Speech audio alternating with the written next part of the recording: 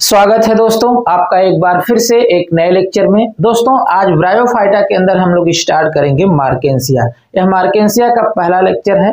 मार्केंसिया एक पौधा है ब्रायोफाइटा के अंदर। जिस तरह से इसके पहले आपने रिक्सिया देखा है उसी तरह से मार्केंसिया भी ब्रायोफाइटा के अंदर एक पौधा है। आज के इस लेक्चर में हम लोग मार्केंसिया पौधे का सिस्टमेटिक पोजीशन यानी कि क्लासिफिकेशन देखेंगे। इसके बाद हम लोग इसका हैबिट एंड हैबिटेट यानी कि वास स्थान और स्वभाव देखेंगे, मतलब यह पौधा कहाँ कहाँ पाया जाता है। इसके बाद हम लोग लास्ट में देखेंगे इसका एक्सटर्नल मॉर्फोलॉजी यानी कि बाह्य संरचना। इसमें हम लोग देखेंगे कि मार्केंसिया का पौधा कैसा होता है, किस कलर का होता है और इस पौधे पर कौन कौन सी खास संरचनाएं पाई जाती हैं, तो पूरा डिटेल हम लोग देखेंगे। तो चलिए दोस्तों स्टार्ट करते हैं। सबसे पहले हम लोग देख लेते हैं कि मार्केंसिया का क्लासिफिकेशन क्या है यानी कि सिस्टमेटिक पोजीशन क्या है। तो बहुत ही आसान है मार्केंसिया का सिस्टमेटिक पोजीशन।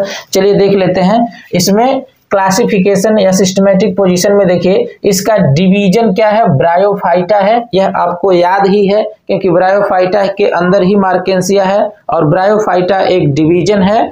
तो मार्केंसिया का डिवीजन क्या हो गया, ब्रायोफाइटा। इसके बाद क्लास हिपैटिकॉप्सिडा है। तो मैंने बताया था कि ब्रायोफाइटा का जब क्लासिफिकेशन किया जाता है तो इसको 3 क्लास में बांटा जाता है। पहला है हिपैटिकॉप्सिडा, दूसरा है एंथोसिरोटॉप्सिडा और तीसरा है ब्रायोप्सिडा।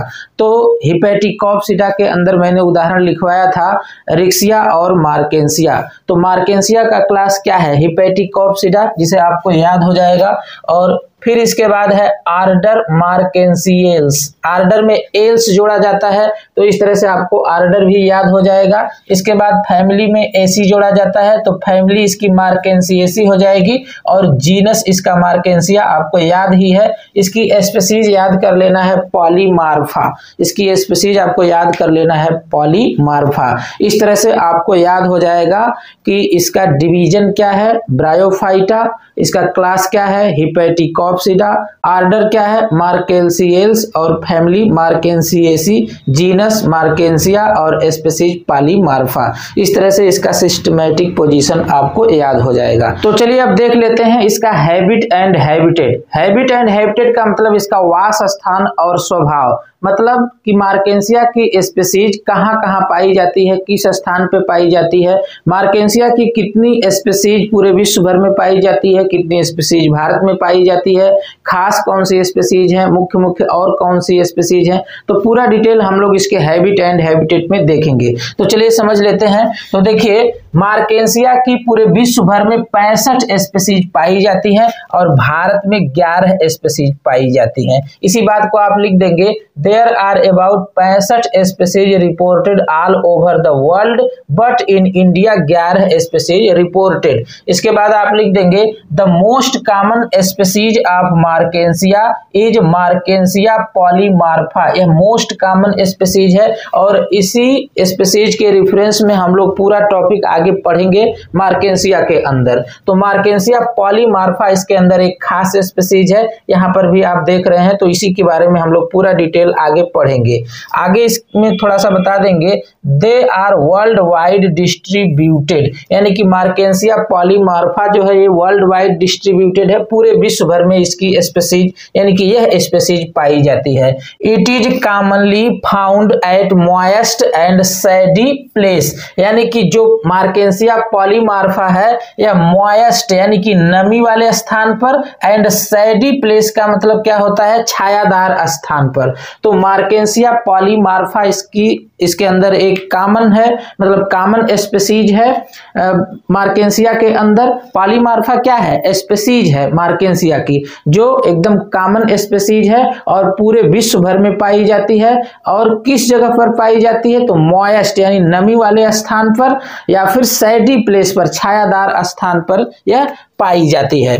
आगे इसमें बता देंगे some species found on rock, यानी मार्केंसिया की कुछ स्पीशीज चट्टानों पर भी पाई जाती है। Indian species are found on hill and plain area, यानी कि मार्केंसिया की जो इंडियन स्पीशीज होती है, मैंने अभी बताया कि इसकी 11 स्पीशीज इंडिया में पाई जाती है मार्केंसिया की। तो जो मार्केंसिया की इंडियन स्पीशीज होती है वह हिल और प्लेन एरिया में पाई जाती है। हिल का मतलब क्या होता है, पहाड़ी क्षेत्र में, और प्लेन का मतलब मैदानी भाग में। पहाड़ों पर भी पाई जाती है मार्केंसिया की स्पीसीज और मैदानी भाग में भी पाई जाती है। कौन स्पीसीज? यानी कि इंडियन स्पीसीज। इंडियन स्पीसीज का मतलब मार्केंसिया की वह स्पीसीज जो इंडिया में पाई जाती है। तो इंडिया में मार्केंसिया की कितनी स्पीसीज पाई जाती है? तो 11 स्पीसीज पाई जाती है और पूरे विश्व भर में 65 स्पीसीज पाई जाती है। ये चीजें आप बार बार पढ़ करके याद कर लेंगे। They are also found on Himalayas region at the height of 2500 से 5000 मीटर, यानी कि यह हिमालयाज रीजन में भी इसकी स्पीसीज पाई जाती है मार्केंसिया की, और 2500 से 5000 मीटर की ऊंचाई पर भी पाई जाती है। सम कॉमन स्पीसीज, मार्केंसिया की कुछ कॉमन स्पीसीज है, इसे आप याद रखेंगे। पहला देखिए मार्केंसिया पामेटा, और दूसरा स्पीसीज है मार्केंसिया पॉलीमार्फा, जिसके बारे में आगे आप डिटेल में पूरा पढ़ेंगे। और तीसरी कॉमन स्पीसीज है मार्केंसिया नेपालेंसिस। तो आप दो याद रखेंगे, पहला है मार्केंसिया पामेटा और दूसरा याद रखेंगे मार्केंसिया नेपालेंसिस। बाकी मार्केंसिया पॉलीमार्फा तो आप आगे पढ़ेंगे ही, पढ़ते पढ़ते यह सारा डिटेल आपको अपने आप याद हो जाएगा। अब चलिए दोस्तों देख लेते हैं इसका एक्सटर्नल मार्फोलॉजी क्या है, यानी कि इसकी बाह्य संरचना क्या है। यहाँ पर आप हेडिंग डाल देंगे गैमेटोफाइट स्ट्रक्चर। गैमेटोफाइट स्ट्रक्चर का मतलब स्पोरोफाइट को छोड़ करके इसके अंदर जितनी स्ट्रक्चर सब आएंगी आगे, वो गैमेटोफाइट स्ट्रक्चर है। आगे फिर एक बार आएगा स्पोरोफाइट स्ट्रक्चर, जब स्पोरोफाइट बनेगा। अगर आप रिक्सिया देखे होंगे पूरा लेक्चर तो सारी चीजें आप समझ पा रहे होंगे। अब गैमेटोफाइट स्ट्रक्चर के अंदर सबसे पहले आप देखेंगे इसकी एक्सटर्नल मार्फोलॉजी, यानी कि मार्केंसिया का थैलस बाहर से देखने पर कैसा दिखता है, कौन कौन सी स्ट्रक्चर इसके ऊपर पाई जाती हैं, किस कलर का ये होता है, तो पूरा डिटेल आप इसमें देखेंगे। चलिए सबसे पहले हम लोग चित्र के माध्यम से समझ लेते हैं, इसके बाद इसमें क्या लिखना है वो बता देंगे। तो देखिए मार्केंसिया के दो पौधे बनाए गए हैं, एक देखिए है फीमेल मार्केंसिया और दूसरा है मेल मार्केंसिया। दोनों के अंदर मिला करके जो चीजें मैं बताऊंगा वो सारी चीजें ही मार्केंसिया के थैलस पर पाई जाती हैं और अलग से कुछ नहीं रहेगा। तो देखिए मेल प्लांट जो यानी कि जो फीमेल पौधा यहां पर दिखाया गया है, फीमेल मार्केंसिया, उसे डॉर्सल व्यू में दिखाया गया है, और जो मेल मार्केंसिया दिखाया गया है उसे वेंट्रल व्यू में दिखाया गया है। यानी कि मार्केंसिया के थैलस में दो सरफेस होता है, इस तरह से होता है। तो जो ऊपर का था इस तरह से, जो ऊपर का थैलस, जो ऊपर का सरफेस होता है इसको डॉर्सल सरफेस बोलते हैं, और जो नीचे का सरफेस होता है इसे वेंट्रल सरफेस बोलते हैं। तो जो फीमेल प्लांट दिखाया गया है उसे इस तरह से दिखाया गया है, और जो मेल प्लांट दिखाया गया है उसे इस तरह से दिखाया गया है। तो क्लियर हो गए, इसमें दोनों सरफेस भी आप समझ जाएंगे और फीमेल मेल दोनों पौधे भी समझ जाएंगे, और इसके ऊपर पाई जाने वाली अन्य जितनी भी संरचनाएं हैं वो सारा चीजें आप समझ जाएंगे। तो चलिए सबसे पहले हम फीमेल मार्केंसिया के बारे में समझते हैं। तो इसके थैलस में जो सबसे नीचे देखिए स्ट्रक्चर लटक रही है इसको राइजोइड्स बोलते हैं। क्या बोलते हैं? राइजोइड्स बोलते हैं। यह जड़ जैसी संरचना है जो जमीन के अंदर से मिनरल्स और वाटर को एब्जॉर्ब करने का काम करती है, और साथ ही साथ इस पौधे को जमीन से पकड़े रहने का भी काम करती है। तो एक चीज आप समझ गए, राइजोइड्स। राइजोइड्स दो तरह के होते हैं, स्मूथ वॉल्ड राइजोइड और ट्यूबरकुलेटेड राइजोइड्स, जो इसके पहले रिक्सिया में आप पूरी तरह से समझ चुके हैं, उसी तरह से इसके अंदर भी राइजोइड्स पाए जाते हैं। अब आगे देखिए, जो फीमेल प्लांट है यानी जो फीमेल मार्केंसिया है इस पे पाया जाता है आर्चिगोनियोफोर। क्या पाया जाता है? आर्चिगोनियोफोर। और जो मेल मार्केंसिया है इसके ऊपर पाया जाता है एंथीरिडियोफोर। अब इन दोनों को आप समझिए, एक खास संरचनाएं हैं इसके पौधे पर। एंथीरिडियोफोर का मतलब क्या होता है? यानी कि मेल रिप्रोडक्टिव स्ट्रक्चर। आपको पता है कि ब्रायोफाइटा के अंदर जो मेल रिप्रोडक्टिव स्ट्रक्चर पाई जाती है उसे एंथीरिडिया कहते हैं, और जो फीमेल रिप्रोडक्टिव स्ट्रक्चर पाई जाती है उसे आर्चिगोनिया कहते हैं।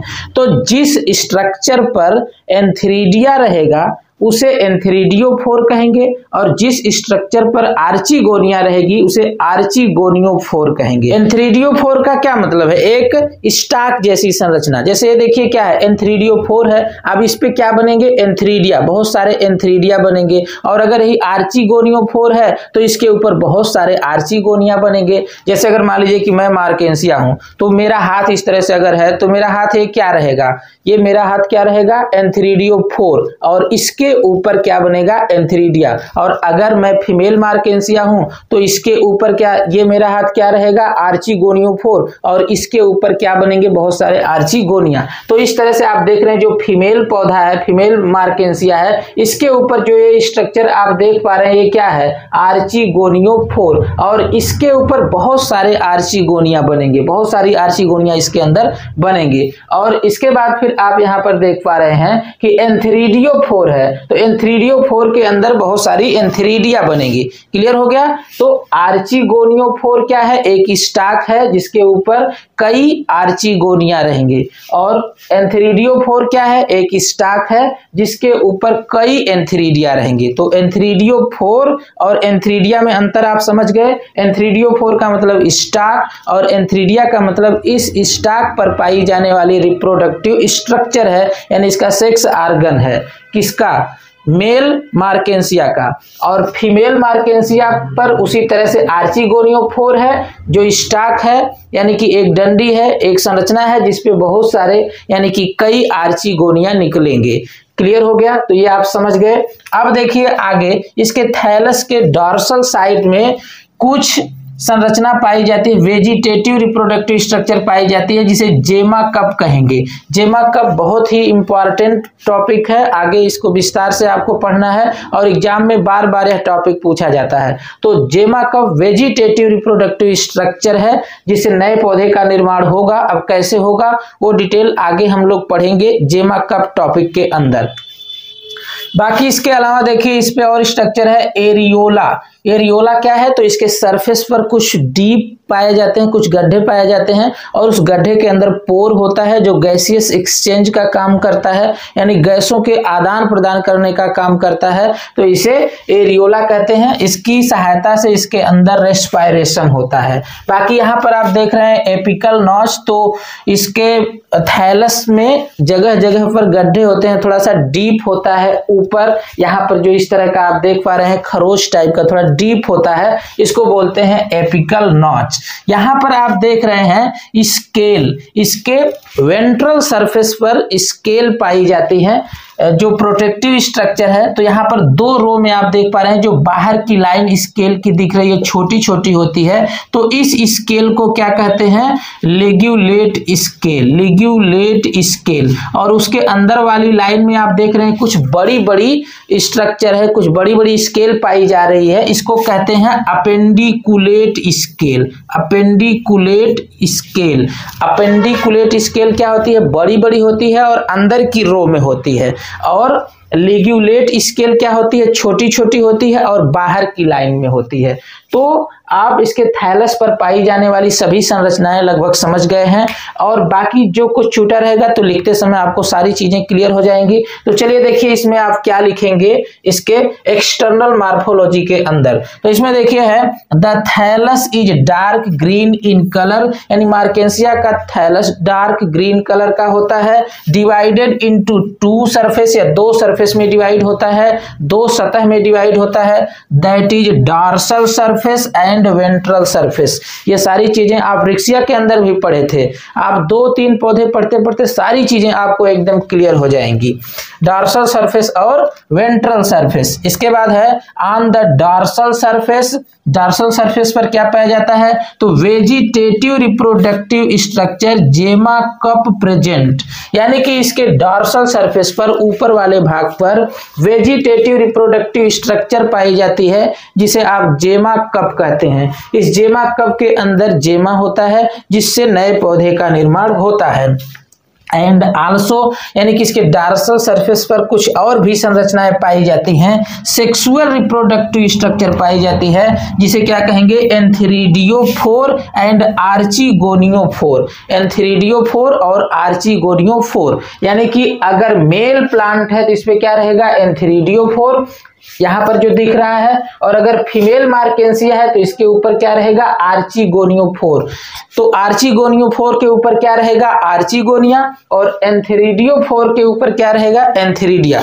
क्लियर हो गया। अभी ये तो डॉर्सल सरफेस पर दिखाया गया है, अभी इसके वेंट्रल सरफेस पर जो ये मिड रिब दिख रहा है, मिड लाइन दिख रही है, इस पे तमाम राइजॉइड्स पाए जाते हैं। 2 तरह के राइजॉइड्स होते हैं, तमाम स्केल भी पाई जाती है। तो ये सारा डिटेल अभी आपको इसके नीचे लिखना रहेगा, तो आप इसका स्क्रीनशॉट ले लीजिए। तो हम इसे मिटा करके फिर लिख करके आपको वो चीजें भी समझा दे रहे हैं, तो आप इसका स्क्रीनशॉट लीजिए, फिर उसको हम बता रहे हैं। तो डॉर्सल सरफेस पे कौन कौन सी स्ट्रक्चर पाई जाती हैं ये आप समझ गए, और कैसे इसे लिखना है ये भी जान गए। अब चलिए समझते हैं हम लोग कि वेंट्रल सरफेस पर कौन कौन सी स्ट्रक्चर पाई जाती हैं। समझने के लिए तो सारी चीजें आप समझ गए हैं, लिखना कैसे है ये चीजें देखना है। तो देखिए, on the ventral surface along the mid rib region, यानी कि वेंट्रल सरफेस पर, मैंने बताया कि ये देखिए डॉर्सल सरफेस में दिखाया गया है और ये वाला चित्र वेंट्रल सरफेस में दिखाया गया है। तो वेंट्रल सरफेस पर along the mid rib region, ये देखिए मिड रिब रीजन है, तो इसके अलोंग क्या पाया जाता है? 2 type of rhizoids present, that is smooth walled rhizoids and tuberculated rhizoids. तो इस मिड रिब रीजन के अलोंग, यानी कि इसके आसपास 2 तरह के राइजॉइड्स पाए जाते हैं। हालांकि ये राइजॉइड्स नहीं बनाया गया, इस तरह के राइजॉइड्स पाए जाते हैं जड़ वाले पोर्शन में, यानी नीचे वाले पोर्शन पे, जब सबसे ऊपर राइजॉइड्स नहीं पाए जाते हैं। तो 2 तरह के राइजॉइड्स पाए जाते हैं, कुछ स्मूथ वॉल्ड राइजॉइड पाए जाते हैं और कुछ ट्यूबरकुलेटेड राइजॉइड्स पाए जाते हैं। इस तरह के जो राइजॉइड्स होते हैं इसे स्मूथ वॉल्ड राइजॉइड्स कहते हैं, और इस तरह के जो राइजॉइड्स होते हैं इसे ट्यूबरकुलेटेड राइजॉइड्स बोलते हैं। इस तरह के जो राइजॉइड्स होते हैं इसे ट्यूबरकुलेटेड राइजॉइड्स बोलते हैं। तो जब हम इसके इंटरनल स्ट्रक्चर बताएंगे तो इस तरह का राइजॉइड्स बना करके हम पूरा डिटेल वहां पर आपको समझाएंगे। और रिक्सिया वाले चैप्टर में, यानी इसके पहले जब आप रिक्सिया पढ़ रहे थे तो ये 2 तरह के राइजॉइड्स आप विस्तार से देखे थे। तो क्लियर हो गया। आगे है, there are throughout the ventral surface scale present, यानी कि वेंट्रल सरफेस पर पूरा स्केल पाई जाती है। और आगे क्या है? The scales are mainly 2 type, that is ligulate scale and appendiculate scale. तो स्केल जो होती है वो 2 तरह की होती है, लिग्यूलेट स्केल और अपेंडिकुलेट स्केल। ये देखिए जो है लिग्यूलेट स्केल है, बाहर की रो में पाई जा रही है, थोड़ा छोटी छोटी होती है, और यहाँ पर जो आप बड़ी बड़ी देख रहे हैं अंदर की लाइन में, यह अपेंडिकुलेट स्केल है।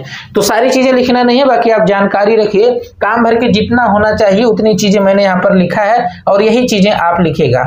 आगे है, these scales take part in protection, यानी जो स्केल आप देख रहे हैं वो प्रोटेक्शन में भाग लेती हैं, यानी प्रोटेक्शन करना इनका काम होता है। आगे है, ऑन द बोथ सरफेस, दोनों सरफेस पर डीप स्ट्रक्चर डेवलप, यानी स्ट्रक्चर कुछ डेवलप होती है डीप, यानी कि थोड़ा सा यहाँ पर गड्ढा हो जाता है, डीप स्ट्रक्चर डेवलप हो जाती है, दैट इज कॉल्ड एरियोला, जिसे क्या कहेंगे? एरियोला। यहाँ पर लिखा गया है, the areola take part in respiration, areola respiration में हेल्प करते हैं, यानी कि गैसियस एक्सचेंज करने का काम करते हैं। तो दोस्तों इस प्रकार से मार्केंसिया का सिस्टमैटिक पोजीशन, यानी कि क्लासिफिकेशन, इसका हैबिट एंड हैबिटेट और इसकी एक्सटर्नल मार्फोलॉजी यानी कि बाह्य संरचना पूरी तरह से समझ गए हैं। तो अब इसके बाद जो लेक्चर आएगा उसमें हम इसके थैलस को काट कर इसके इंटरनल स्ट्रक्चर के बारे में हम लोग पढ़ेंगे, और फिर इसके बाद फिर रिप्रोडक्शन आएगा, तो उसमें वेजिटेटिव, फिर सेक्सुअल आएगा, फिर इसके बाद फर्टिलाइजेशन, फिर इसका स्पोरोफाइट, फिर इसकी ग्राफिक लाइफ साइकिल हम बताएंगे। तो जिस पैटर्न पर आपने देखा था रिक्सिया, उसी पैटर्न पर इसको भी पढ़ना है। तो आगे आप समझते जाएंगे कि इसके बाद कौन सा लेक्चर आएगा। तो जब एक्सटर्नल मार्फोलॉजी समाप्त हो गया तो अब इसके बाद आएगा इंटरनल स्ट्रक्चर, यानी इसके थैलस को काट करके देखा जाएगा कि उसके अंदर कौन कौन सी संरचना दिखेगी। तो चलिए दोस्तों अब मिलते हैं इसके इंटरनल स्ट्रक्चर के साथ, तब तक के लिए जय हिंद, वंदे मातरम।